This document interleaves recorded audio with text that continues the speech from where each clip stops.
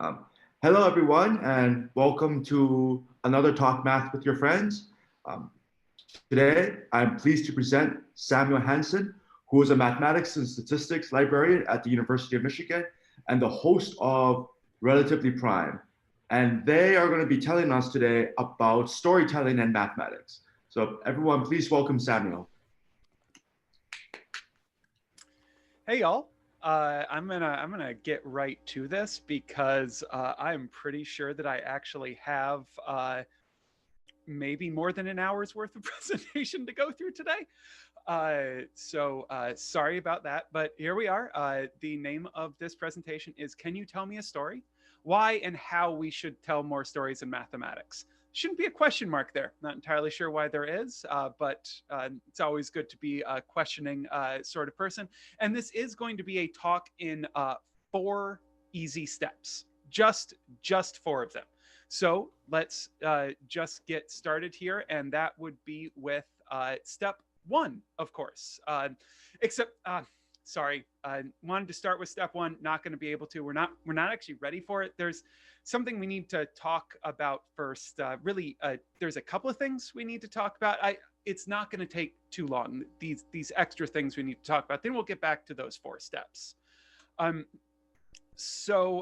We really do need this to happen, though. So step 0, there's a problem. And so that problem is that people don't like mathematics. I know that y'all do. Like you're all here, all of you, my friends. You're here to talk about mathematics, which is great. But I think we all have to admit that, like, when we go out into the public, the rest of the world, it's not that many people who seem to really want to talk to us about mathematics. They really don't like it, and not it's really not even just that. It's not that they just don't like it. They kind of think it's okay not to be good at it. Like I'm sure all of us have heard and are honestly quite tired of hearing, like, well, you wouldn't admit that you couldn't read, right? But yet you say you can't do mathematics, which admittedly is a tired trope at this point, but it's also true.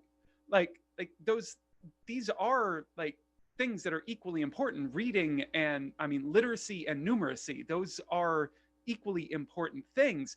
And not only is it okay not to be good at it, it's actually like cool to be bad at it, right? Like it's not cool to be like great at math.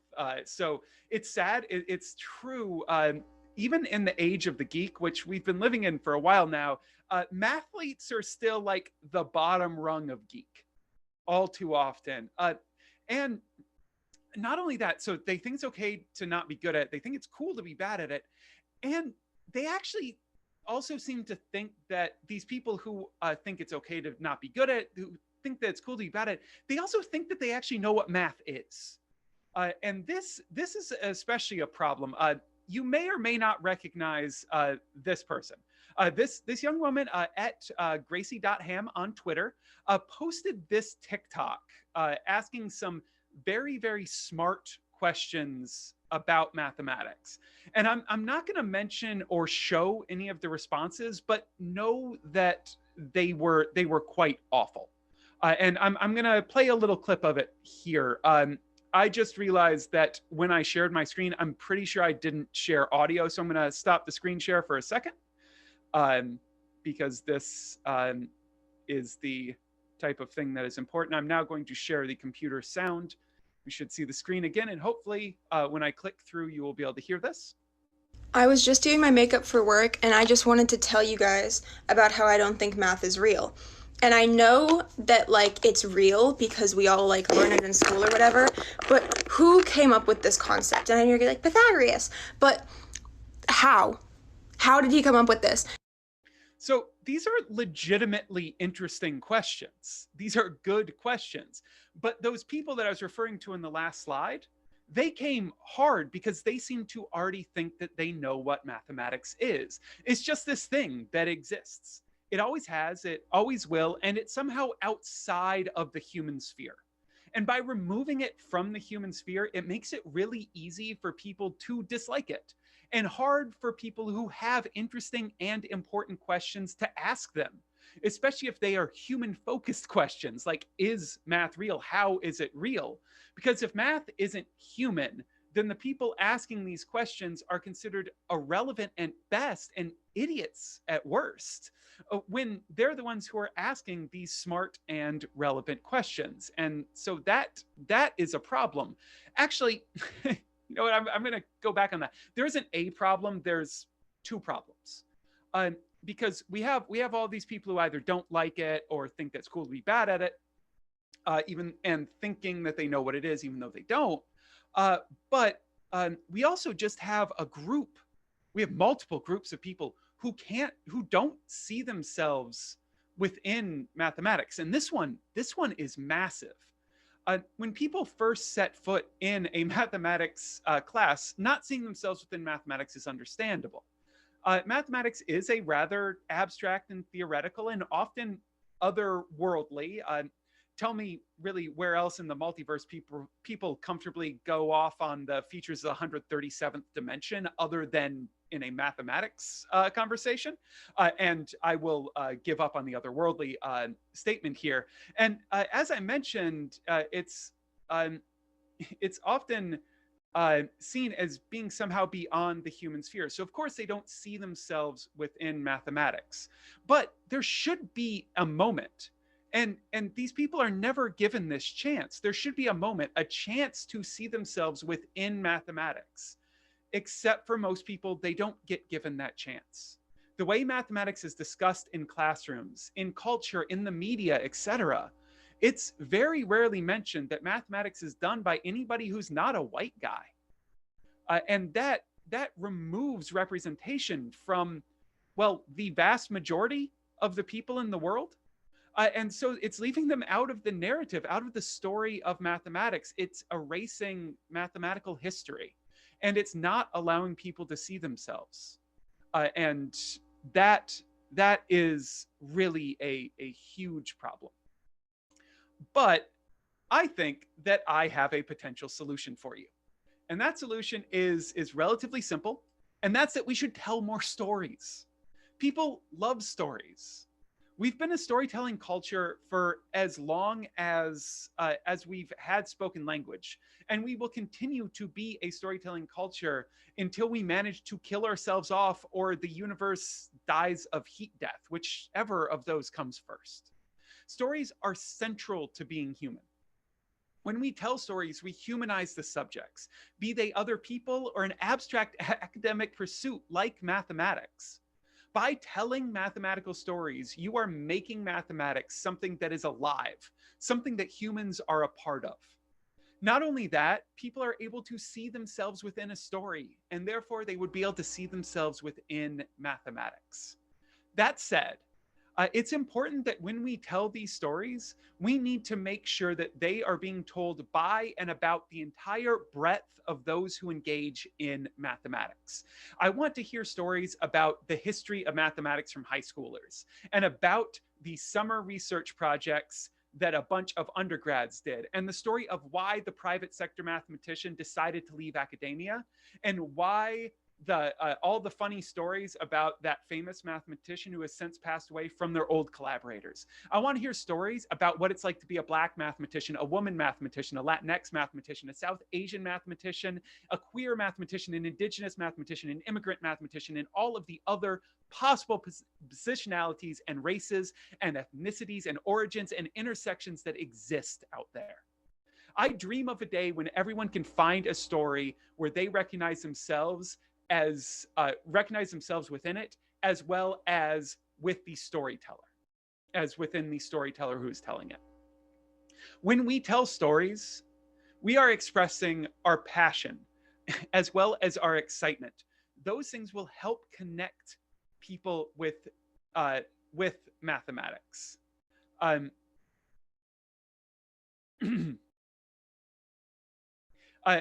was talking.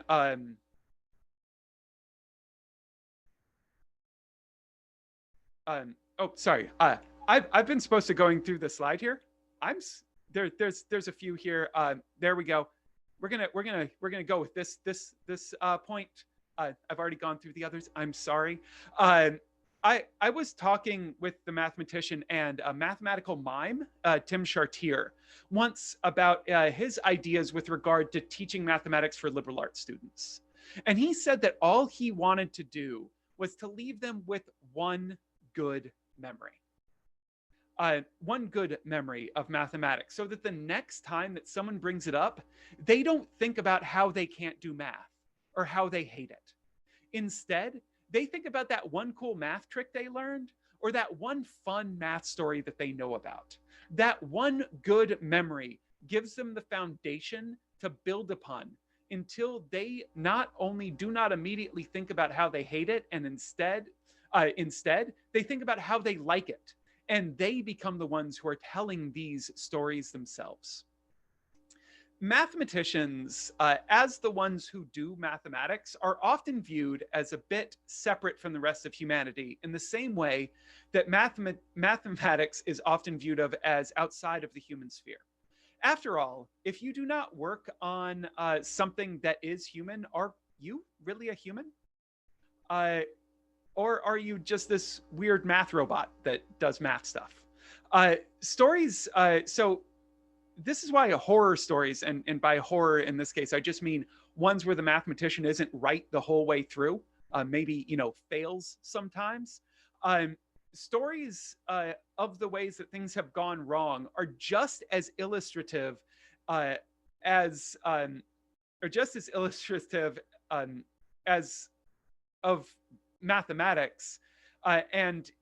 With a mathematician not getting something always right, it makes them even more human. Because what is more human than failure? After all, there is one other thing that's even more human than failure, and that is storytelling. And as long as mathematicians are viewed as separate, even stories can't do much to bring people in. So I do think that we need to tell all of these stories and include stories of failure as often as we include ones that are just success. And your stories of failure can also end in a success. It's just that they have failure interspersed within, because really think about your own research. Is it really success all the way through, or is it only success at the end? I know in my case, it's really failure ad nauseum, and then success for like that much of the time. So that's step one. We have this solution, is telling more story. And we're going back to step zero. It looks like. Sorry. I guess I should have structured this better, because we actually have at least 3 problems, and that is, we actually need better stories too. There are like these sort of tried and true stories that we have about mathematics already. One of them, the we all use math every day fallacy. I also like to think of this as the numbers with a 3 instead of an E fallacy. Those of you who remember that television show might remember that bit where in the intro, where intoned in a very mellifluous voice, David Krumholtz says, "We all use math every day." And so people do use math every day, but they don't necessarily do it consciously and think about it as if it were math. And people aren't too keen on hearing how every time they're taking a step, they're actually doing rather high-level calculus. They don't like that story very much. Another one that I really think that we could probably do away with, and that is the cost per unit and bank account balancing. Math is a bit more than figuring out which peanut butter is the cheapest to buy, or whether fixed or variable rate mortgages are better. I think we can do better than that. I also think it's important that we make sure people know that mathematics is a bit more than computation. I don't care what the 10th trillion digit of pi is. But I'm pretty sure that I'm going to hear about that news story. If I could get an injunction against any more newspaper ever pushing people into mathematics because its graduates earn more money, I would call up a lawyer right now.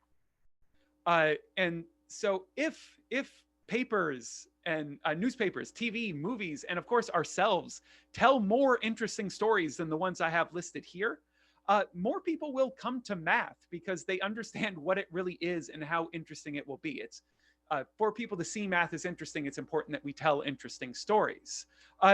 So right now, I do have a question for y'all, though.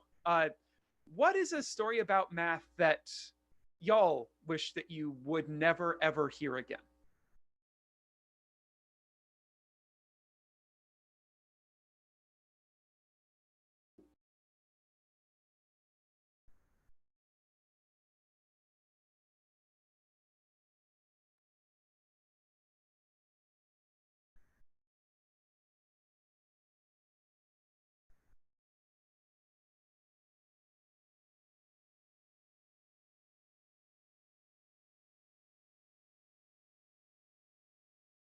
I do not have the chat pulled up, so if there I are, loved yes. math until 7th grade. Then I had a terrible teacher and my brain stopped working. Yes, that one. That is a bad one. Or I loved math until it had letters. My brother-in-law is a mathematician. You probably know all about his work. Insert entirely different branch of mathematics here. Math geniuses who can multiply huge numbers in their head quickly. I'm not a math person. Is that a story? Yep. Yes, that is definitely a story. Thank y'all very much for sharing those. So now we will actually go to proper step 2, and I promise I'm not going to step backwards to step 0 anytime soon. Possibly not ever again. So I want to now talk about finding your story. So hopefully I've convinced you that it's important that you tell mathematical stories. Now I want to talk about finding your story. And so the first point is a story is an end in itself. Stories are great. The sharing of a story is all that you need to do. Don't feel that you have to give reasons as to why you're telling the story, or even that the story has to have some big point. It doesn't need a big point. It just needs to exist. And beyond that, a portrait is a powerful thing. Some of the most revered and powerful paintings in history are simple portraits. Now, they may not seem to tell a story in and of themselves, such as, say, a war battlefield painting may, but getting a glimpse of a moment that you can focus on, that you can go deep into, and you can see all of those nuances, carries within it a power that even narrative can't always match. So you can think of the thing you need to tell just as a focus on a specific thing. And finally, judge not lest ye be judged. So don't fall into the trap where you feel the need to always give a moral at the end of your story. I think of this as the This American Life curse. I love This American Life. This American Life puts a moral at the end of everything, even if there is no moral to be learned. So the people you are telling the story to are smart. They are smart enough to be able to reach their own conclusions. And if you force an opinion on them, they might become resentful, which sort of does away with any good that you have done telling that story. So when we're talking about stories, we can talk about various types. It could be narrative based. So, your typical what we think of as a story. They could be topic based. So you don't necessarily have, a beginning, middle, end sort of structure. It can just be about a topic. You could think of that topic as you think of it as a portrait of that topic. It could be personal story based. It could be a story that is about you.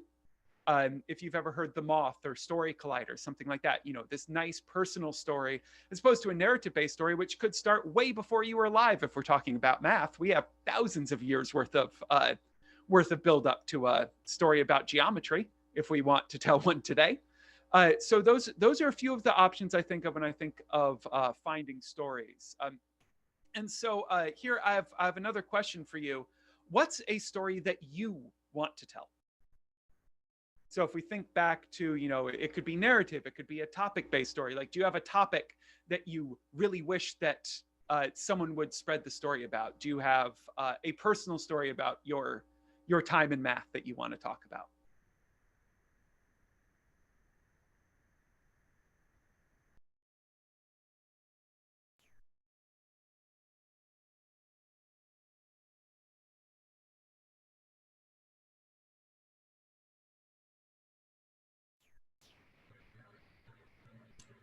Yeah, one about it would make you realize you actually do enjoy math. You just didn't call it mathematics. That's a good investigative piece right there. Just investigate everyone's life. Every time that they did math, report on that. The people I've met, the feeling you get when you figure something out that no one knew before. For me, I tell a story about one of the moments I realized that axioms were human choices. That is a big one, and I think one that would actually be incredibly powerful to tell within mathematics. Mm-hmm. Bob Ross, the happy accidents in math. Mrs. Hudson. Hey, thank y'all so much for sharing. And I'm not going to promise not to steal any of those for my podcast. Sorry, they were all said publicly and shared. I think that I can use them now. I'm joking. I'm not going to do that. So now that we've talked about finding your story, why you should tell them. Now we're getting to the meat. We're getting into things that I think about all the time, and this specifically is structuring your story. So I'm actually going to be talking about like mathematics and its intersection with with like narrative arcs and how to tie those together. I was talking to storytelling extraordinaire Glenn Washington, who is the host of the podcast and radio show Snap Judgment, and also just legitimately one of the most talented storytellers I've ever seen. And Glenn gave me this advice when I asked him about storytelling. He said that every good story has a beginning, a middle, a twist, and an end. Kind of that twist, it actually plays a great role there, because you really thought I was just going to say beginning, middle, end, didn't you? But no, I had a twist. So this twist doesn't have to be an incredible revelation, but if nothing unexpected happens, then a narrative is rather boring. It just sort of is. Like, I mean, if it is, well, I got up, I did my work, I went to sleep.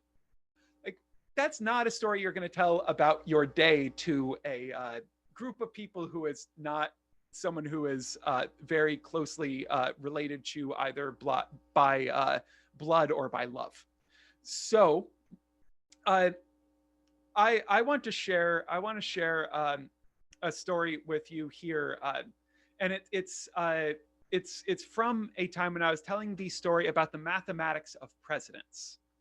And so the beginning and middle are clear. Like, we could talk about Washington. And at this point, when I produced this story, I could talk about Obama.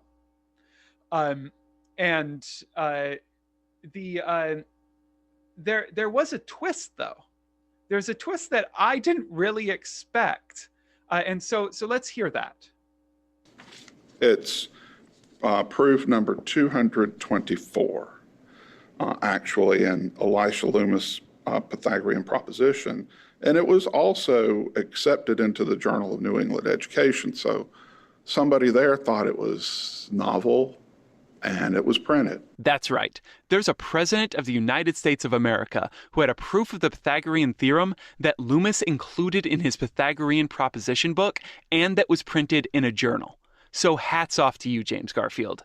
That's pretty cool. Certainly his congressional colleagues thought it was rather novel, and it was good to have an analytical thinker like Garfield in Congress at the time. I think it was on the House Ways and Means Committee and trying to deal with the money.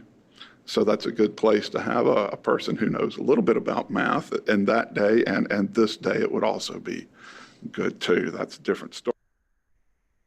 So that was my twist in that story. I mean, James Garfield having a proof of the Pythagorean theorem, I think it's actually a pretty good twist. Like if I had to ask you to predict which president had a proof, I don't know if you would have came up with James Garfield, but I know I would not have. So when you go looking for a story to tell, or when you're trying to figure out how to structure your story, this is one way to approach it. But don't get too hung up on this method. You might not have a twist, but you still might have a very compelling story. So for example, the two next ones are ones that I think that actually relate really closely to how we already think about mathematics. And so the first one I want to talk about is the Friedtag's curve, which you should be able to see right there. Somewhere behind me. I did draw all of these out on the whiteboard in my office, in my house here. So the way I like to think of Friedtag's pyramid is a mathematical research paper.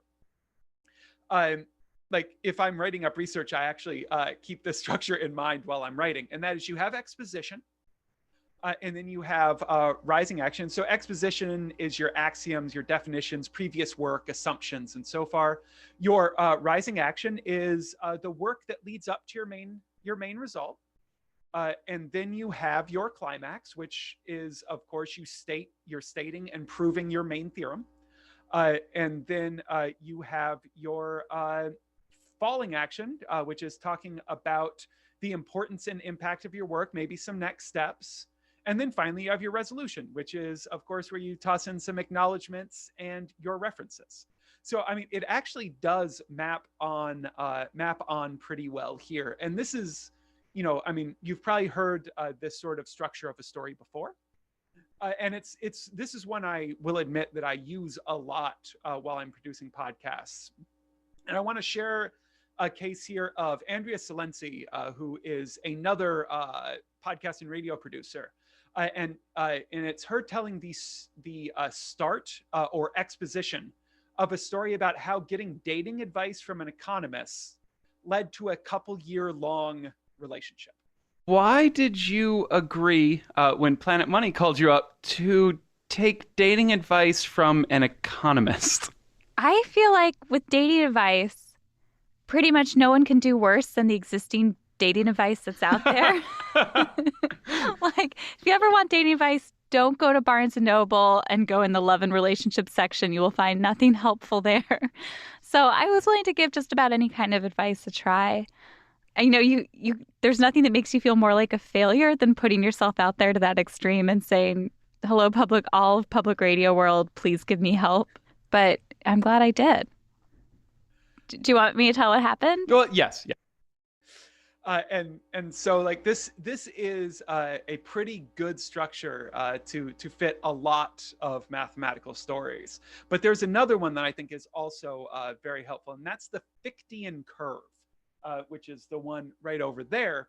And so this time, instead of being the final product of research, like the research paper, this is more like the act of research itself, because it goes from a crisis to a crisis to a crisis to the climax to the falling action. In other words, like you're constantly going from one stumbling block to another. And crises can be pretty easy to find. Falling action isn't nearly as easy to find a lot of the times when you're telling these stories, especially because in the case of mathematics, a lot of the times, not all the work is done and not all the solutions are final. There's always a next step. There's something else to do.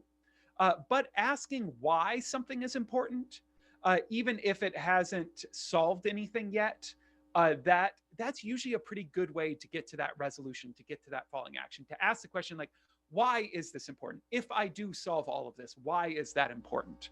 And so that is a question that I asked of Lily Kajavi and the police profiling work that Lily was doing.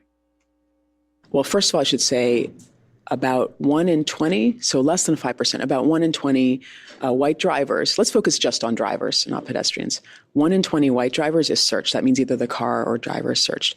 But for African Americans and Latinos, the rate is about 1 in 6. So that's a disparity that I'll just say we don't need to statistically test per se for significance. Whether or not this work, or any other work like it exposing the racial bias in policing has that effect, the work itself has been very important for Lily and her students. Trying to talk about the numbers here and have the numbers guide us and point in some direction where we can create more trust with policing. But I also want to say, and maybe on a more personal level, when I have my students look at this data and we talk about these issues, we're looking at the data a little more dryly in a statistics class. I want to see how the students can handle large data sets and analyze them, what questions they raise. But this is one subject where, I'm a math professor. We're not talking about racial profiling every day. Students will come up to me later after class. I have a student, like a young Black man, come up to me after class and say, I'm really glad we talked about this. This has happened to me. Or my friends and I get pulled over all the time. And I want that student to have a policing that, police that he can trust, but also it means a lot to me for students to share their experiences. And so that's one of the, more personal reasons that I think these are really important topics for us to work on. That's a sentiment that I happen to share. And so this one's a little bit less likely or it's a little bit less clear to figure out. So figure out how to map this narrative structure out into mathematics, and that is the hero's journey. At least it was until I realized that the example of it was staring me right in the face, and that is the graduate school experience. Because you have your call to adventure. That is you figuring out that you want to do math like forever. And then you have the acceptance of the call. So this is you figuring out a place to study, you finding out the grad school you're going to go to. And then you have your rising action. You're taking your first courses. And then, of course, you have defeat, death, and rebirth. In other words, you didn't pass your quals the first time, or maybe you figured out your dissertation question was ill-formed, or maybe you didn't pass your defense. But don't worry, you have rebirth there, and then you also have atonement next, which is you figuring out how to get over that stumbling block. Like you get past the stumbling block, and you pass your quals, or you pass your defense, you redefend. And when you redefend, this time you build a moat around you so that the defense works well, because, math professors are never going to get past a moat. So your defense of your dissertation castle will work just fine. And then, of course, you have your journey home, which is, your matriculation, you turning in your dissertation, your finished dissertation.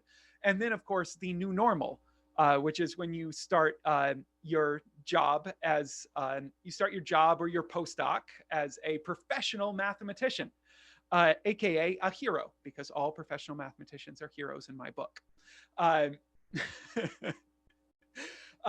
So there's actually another reason I include this, because I didn't actually realize this until this time that I had done this. I've done this, a form of this presentation a few different times in different ways. And there's actually, the reason I bring this up is because there was one time that I've actually produced a story that was the hero's journey. And I didn't realize it at the time. Like it came out fully formed as the hero's journey. And that is the story of Jonathan Schaefer and the artificial intelligence Chinook, which is the AI that defeated the game of checkers. And this is, to this day, the best, most interesting, most compelling story that I will ever tell, will ever have the chance to produce. It was incredible. So incredible. Like I interviewed Jonathan for 2 hours. I was expecting him to produce a 15-minute story. Went in, interviewed Jonathan for 2 hours, decided I was going to stay in Edmonton for an extra week so that I could interview Jonathan again for 2 more hours. Ended up producing an hour-long episode about it. And what I want to play for you is the atonement portion of the episode Chinook. So we were the official challenger for the World Championship again, but it didn't mean anything to us, so we just retired. But I kept getting hate mail from checker players saying, you could never have beaten Tinsley. How dare you take Tinsley's throw? Tinsley was virtually perfect. You could never be perfect. And I took that as a challenge. He was virtually perfect, but he did occasionally lose mistakes. So if I solved the game of checkers and built a perfect checker player, I could then prove to people that I really was better than Tinsley, because we never beat him in a match. And so I spent the next 10 years working on building databases and search techniques to solve the game of checkers. So yeah, this story has everything. It has hubris. It has a true rivalry, like a deep rivalry. There's death. There's people being told that they're doing the devil's work. Like it really is an incredible story. And so those are just 3 different narrative structures. There's a ton more. Some of the ones I really like are the structures that were defined by Kurt Vonnegut. There's a couple of really great talks on YouTube of Kurt Vonnegut talking about I think Kurt defines 6 story structures that are really interesting. And I do have every intention of sharing this slide deck with y'all. At some point, I just have to put it in a place where I can make it shareable, but I'll make sure that gets sent out. And there's a link in here to some infographics and video of Kurt Vonnegut talking about story structures. So we still do need to talk a little bit more because it doesn't always have to be a narrative structure. That's not the only way to tell a story. Another way you can tell a story is just an interview. At least on a podcast, you can do interviews. And so this is a bit of an interview that I did with Kristen Lautner about their job. So how much of your time do you think you're actually spending doing mathematics? Well, again, that's something that has changed over time. So one thing that's important to note is that I do research in both mathematics and computer science. So I'm in a computer science research lab, and cryptography is a discipline that spans both areas. So some of the research I do is truly number theory. Some is truly computer science, either CS theory or crypto protocols work. And some of it is in between. Quite a lot of it is kind of computational number theory or algorithmic number theory having to do with kind of the efficiency improvements or attacks on crypto systems, that kind of thing. So interview is an entirely good way to at least paint a portrait, tell a story in that method. And then, as I mentioned before, you can also talk about topics. This is probably the most used way of telling a story within mathematics. In mathematics communication, like just focusing on a topic is the way that most of it is done. The clip I'm going to play for you to share with you here of an example of this is from a story that I did exploring the mathematics of gerrymandering. Instead of looking at single districts, you can look at the election as a whole. Let's randomly choose new redistrictings and then rerun the 2012 elections exactly as they happened. That is to say, each voting precinct votes in the same way it did in the actual election. And all we change is which voting precincts are in which congressional district. And we would randomly draw these. That was Jonathan Mattingly, who along with Christy Vaughn did this exact analysis for the state of North Carolina. No matter how you drew the district boundaries, we saw more Democrats elected under our randomly chosen district boundaries. So even though there were 4 elected back in 2012, our randomly chosen districtings had 6, 7, or 8 Democrats elected. With 7 being the most likely. Did you have any cases where you actually had 4? Never. Never. That does show a problem. Yeah. So that was actually the research that led the Supreme Court of North Carolina to throw out those boundaries a couple of years ago. It was that actual research from Jonathan Mattingly and Christy Vaughn. It had been expanded a little bit at that point, but it was that research at the core. Another thing you can do is you can just get a simple answer to a simple question. Do you have a favorite number? Oh, got it, then the favorite number. Oh no! Oh dear. Oh. Do you have a favorite number? Do I have a favorite number?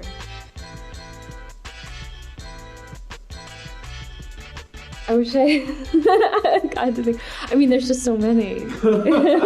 Do you happen to have a favorite number? Favorite number? Yes. Do I know the number? Yeah, when I'm asked that question on occasion, I guess I would say 7. No, I do not have a favorite number. I suppose I'm supposed to say E or pi here or something. I'm gonna say 7. I like 7 a lot. I wouldn't say I'm like super religious. It's part of my background though, and I love the historical and religious implications of the number 7. I like 12758. is the first number that's not the sum of distinct perfect cubes. We can thank Ron Graham for the most mathematical of those answers at the end there. That actually came from a question that Alex Bellos, the author, would get after giving book talks from his math book, and he never had an answer. So instead, he made a giant survey that did show with around 30, somewhere between 30 and 50,000 responses, that 7 is by far people's favorite number. So the last suggestion that I have here of different non-narrative ones is, of course, you can always just report the news. An exclusive. Okay. Yeah, I'll talk with them. I'll talk with them right away. So sorry about that, everyone, but I've just heard from my producer that some amazing news has just come out of the world of mathematics. News that's going to change the way that we understand the world. So, here we go. This is Relatively Prime News.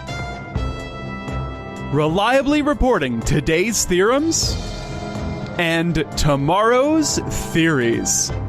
Here's your host, Samuel Hansen. I do want to point out that what happened after that was definitely not breaking news.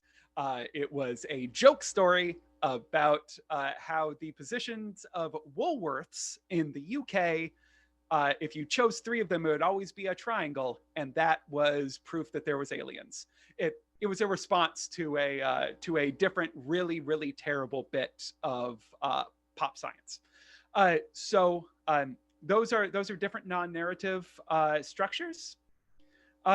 Now there's another thing I do want to mention, and so I'm going to. So you have a story, but how are you going to tell it? How are you going to choose which structure you want to look at? And so I'm going to borrow a phrase from Marx here.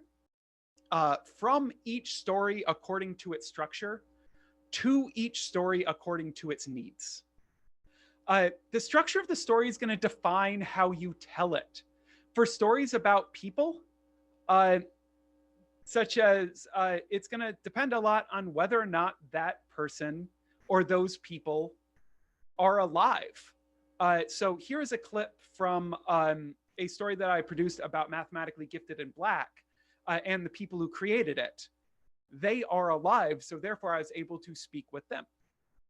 I want to take a piece of Reagan's advice and give us a chance to get to know more about Shelby, Reagan, Candace, and Erica as people. So, I asked one of the questions that they provide as prompts for their honorees. What is your most proud accomplishment in regards to your personal life? I feel contractually obligated to save my kids. So if they ever hear this, they can say that they came up first. Outside of that, I would say staying true to myself while forging this journey is probably my biggest personal accomplishment. I concur. That also. I mean, because doing passion work in this area is hard. The way, you're not working on things that people think you should be doing, or that's not going to take you to the next level. And you have no other choice but to continue to contribute to the community that has had so much to do with your success. But sometimes the people aren't alive, but you can find experts that you can speak with.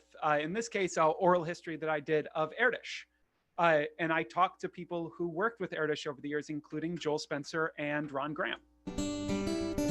I had mathematical talent. I mean, I was doing okay. He took people that had mathematical talent, that were working on mathematics, and he just brought us to a totally different level, And that's what happened to me, and that's what happened to so many of us. He was very good at also understanding for a particular person what that person's strengths might be, and therefore what problems might be attractive to that person, and for which that person would actually have a chance of making some progress. But then sometimes what you really have to do is just embarrass yourself, like I'm about to right now. Well, the word got around, they said, Roan is insane, man. Read his publication, my brain's all stuck up in his quicksand. Numbers of 4 dimensions, even more than was his aim. And the world's gonna know your name. What's your name, man? William Roan Hamilton. My name is William Roan Hamilton. And there's a million theorems I haven't proved. But just you wait, just you wait. Yeah, so moving on. There's more of that. I did not play the entirety of it. So now that we've talked about structuring your story, let's talk about telling your story and forget about the clip that I just played. So there are a few tips that I have for you telling your story. First, write. Second, write. Third, write some more, and then edit, and then more writing. Telling stories and telling good stories is a lot of writing and a lot of editing on top of that writing. And by editing, I really just mean share the writing with someone else and share how it worked and have them share how it worked and how it didn't work, and then changing it and do it again and then reshare it and then figure it out and then write more, give it back, see what they think, make more changes. I know it doesn't sound like fun, but that's by far the best way to get to a well-written piece. And even like these podcasts, like there's the interview parts, those parts aren't written, but my narration on them, that's all written and rewritten. And like I pull the clips and I rearrange them and I write out a script, and then I'm like, okay, this doesn't flow. I need to move this clip here. And then I need to rewrite the narration in between everything. So there's a ton of writing and editing that's involved in telling these stories. So it takes, it does take all of this. And so then once you're done with all of that, you need to keep writing and editing. Like it just keeps going on and on. Really, just like totally keep at it. But step 5. So I know I had a step 0 and I promised I wouldn't go backwards, but see, this time I didn't go backwards. This time we're going to go forwards to a 5th step. There is one last step, and I cannot stress this step enough. You need to have fun with it. Like this is the most important step. Have fun telling these stories. If you're not having fun telling the stories, if telling stories is not fun for you, try something different. Try structuring it a different way. Maybe go to a different topic. There are so many fun ways to tell stories, and all of them are just as legitimate as anything else. Really, I do mean that. I could not and would not be doing the work that I do if this was not true. And so I'm gonna share one more clip with you. It's a little bit longer. It's some things smashed together. Just for context, the first clip starts with, or in the first bit of it, involves me playing Sim City with somebody and them narrating what's happening in the middle of it. So when you hear about riots, understand that is just in Sim City. It taught me something that I think we forget. No, I know that we forget in mathematics and science all too often. And it's this. Sometimes the most fun option is just the best way to go. It brings people in. It makes people excited and interested in the subject. So I'm going to put this out there. Next time, just choose the most fun option. You won't regret it. Oh, and don't forget to play some SimCity. It's just as good as you remember it. Okay, this is what I'm talking about. The rioters running rampant. Now they're doing some damage. Okay. I had not realized that a man-made disaster is, or man-induced disaster is gonna be much worse. But yeah, they're doing their work. Okay, now they're blowing some. While they're all doing this. See, that data also seems to indicate that people don't know they have some protections against search and seizure. In the criminal justice system, the people are represented by two separate yet equally important groups. Just a second. Cut. Sorry, wrong show. Let's try this again. This is Relatively Prime, searches in the mathematical domain. I am Samuel Hansen. I'm pretty sure what a mathematician does is he goes down to like a factory. It's kind of like Lucianetto in the chocolate factory. And there's a conveyor belt with math problems to come along, and he grabs them and he solves the math problem and puts it back on the conveyor belt. Oh, it's my cat in the background. Minnie, what do you think mathematicians do all day? What do you think? Yeah, no, Minnie, I don't think they do that. Anyway, my cat doesn't know math, and neither do I. Goodbye. If you ever want to conduct a social experiment on the status of mathematics in the world, just get yourself a dating profile and mention that you're a mathematician. The messages that you will get will be illuminating. I got up to AP Calc during my senior year of high school, cheated off my best friend on all the tests, and still got 70s in the class, and swore off math from there on.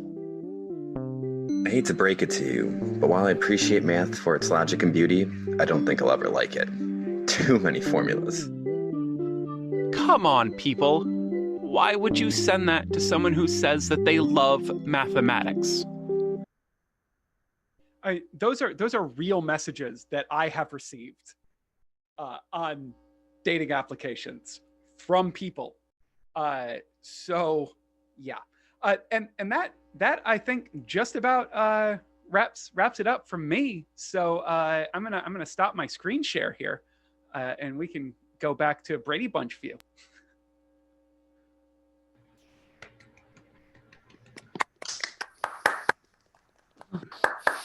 I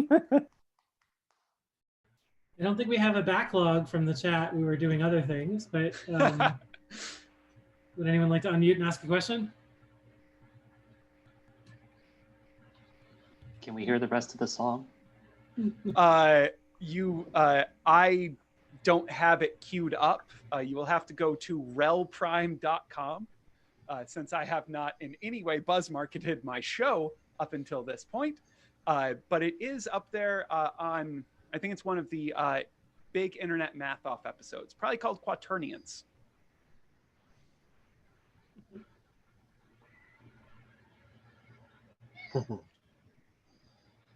So Samuel, what is your favorite math story?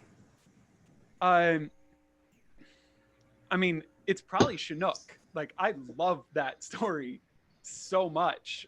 Like that, I lived with that story for a long time. There's a bunch of stories around that one. I'm trying to think of some of the ones that I tend to share that are shorter. I mean, the story of Erdős quitting meth for a month, and then telling Ron Graham asking Ron Graham what it felt like to set mathematics back by a month is pretty entertaining. Because it was entirely a bet. Like Ron was worried about Paul, and so like, well, what if you just give it up for a month? Just try to give it up for a month. And at the end of it, when Paul had given it up for a month, just literally asked Ron, what does it feel like to set mathematics back by a month? I do enjoy that story.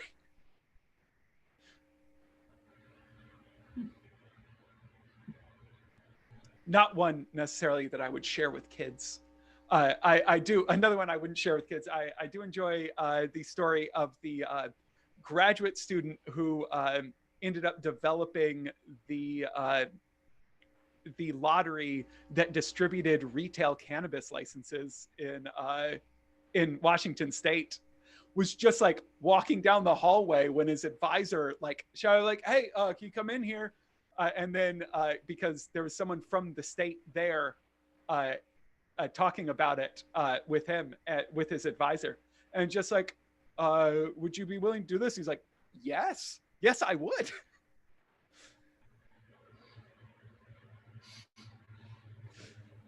I've been thinking during your talk that the way I think about inquiry is closely related to storytelling as well. That the goal is that there be like questions that make sense from the perspective of the person. You know, in the storytelling, it's the audience, and inquiry is the person who's doing it. But without that, if the story is structured from the teller's perspective versus the sort of reader's perspective, how that changes how we interact with it. For sure. Sure. Yeah, that's a really interesting perspective on it. I'm curious about you saying that stories don't necessarily need to have a point. I mean, which is very contrary to the way we're usually taught to present mathematics, right? And also because by your the first few step 0 slides in your talk, it seems like you do have a lot of concrete goals that you want to accomplish with your stories, right? So I was just wondering if you could talk a little more about that. So I think there is a difference between a story itself having a point and wanting to accomplish a goal through the telling of that story. Because the goal you could be trying to tell could be this big overarching one, which are what I'm trying to do, are these much bigger overarching, sort of trying to humanize mathematics and trying to popularize it in some way. But a story having a point means that someone is supposed to get a specific thing from that story. And I don't necessarily care that much if they get a specific thing. I just want them to hear more stories about math. Because if they hear a bunch of stories about math, they might find one that resonates with them. I don't necessarily care if it's mine. That's not my point in telling the stories, is not to convince any specific person. It's to generally convince people. And so when I think of a story having a point, I mean, like, this story is supposed to teach someone how to do this, or this story is supposed to convince people that this way of doing things is wrong. So I do see where there is an unevenness there. Like there is a contradiction there, and you are right to call that out. It's just sort of like in my head, it's a difference between a macro and a micro level point, and I really mean it doesn't need to have a micro level point. Yeah, I see what you mean. I still think what do I want? I mean, like, stories can, I mean, obviously you do have to think about the effect that your story is going to have on your audience. I mean, for example, the one about air dish is not one that I enjoy very much. I think it reinforces some bad stereotypes about math, personally. And well, I don't know. Maybe I'll leave it at that. No, I understand. I understand fully, and I understand your viewpoint. Your viewpoint on that story as well. I think that it's just interesting in and of itself that is true. But from the perspective of specific stereotypes, you do have a definite point.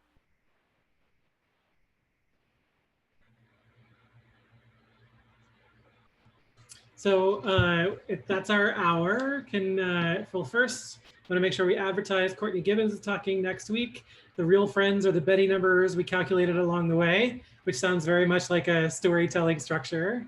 I don't think Courtney is here to give a preview, but I'll leave the abstract up while we do this. And can everyone please join me in thanking Samuel one more time for an awesome session. I also want to say that if anyone is thinking about doing storytelling in mathematics and wants help with just talking through stories or talking through storytelling structures and things like that, I am more than happy to talk that over with people outside of here. And so please feel free to reach out. I'm always happy to talk about mathematical stories.